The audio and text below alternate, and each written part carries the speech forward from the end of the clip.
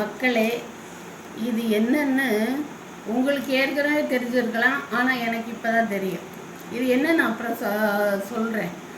இப்போ பார்த்தீங்கன்னா, ஒரு பொருளை அதோட இயல்பான நல்ல குணங்களை மாற்றி அதை ஒரு சமையலாக செய்து ஸ்வீட்டாக செய்து சாப்பிட்றது இப்போ பழக்கமாயிருச்சு. பாவக்காயை சாப்பிட்டா சுகர் குறையும்னு சொல்லிட்டு ஒரு நம்பிக்கையில் பாவக்காய் சாப்பிட்றாங்க. அதுக்கு சுகர் குறையுமோ இல்லையோ, ஆனால் பாவக்காய் சாப்பிட்றாங்க. அதுலேயும் அல்வா செய்கிறாங்க. இப்போ இன்னும் கொஞ்ச நாள் போனால் சுகர் ஃப்ரீ அல்வான்னு வந்தாலும் வந்துடும்.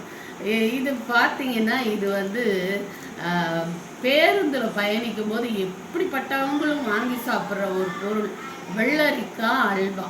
வெள்ளரிக்காயில் எவ்வளவு நல்ல குணங்கள் இருக்குது, அதை போய் அல்வாவாக மாற்றி இப்படி கொடுக்குறாங்க. இது நல்லதா சொல்லுங்க.